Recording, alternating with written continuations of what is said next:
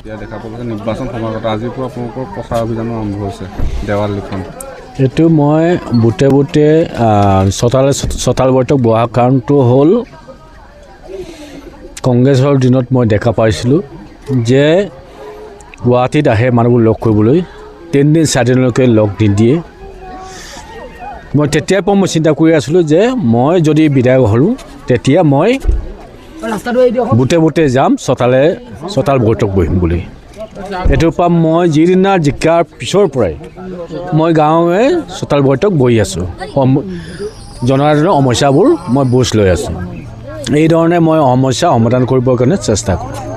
আৰু এটা দেখা পোৱা গৈছে যে এতিয়া আপোনাৰ ভাতৃ এইবাৰ অগবাই নিৰ্বাচন খেলিম বুলি কৈছে, মাজুলীত অগপৰ লগত মিত্ৰতা নহয় বুলি কৈছে।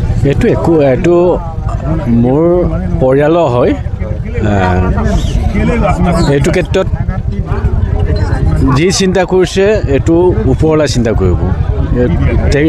মোৰ ভাইটি হওক মই হওক মোৰ চিন্তা কৰি লাভ নাই, কাৰণ যেতিয়া ৰাজ্যিক সভাপতি চিফ মিনিষ্টাৰ তেখেতসকলৰ সভাপতি তেখেতসকলে চিন্তা কৰি যি ডিচিশ্যন লয় এইমতে হ'ব।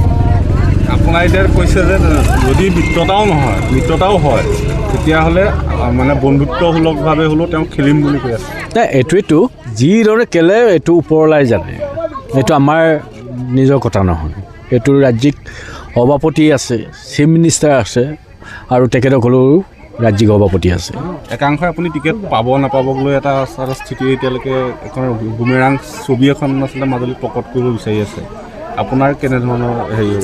এইটো মই ক'লোৱেই,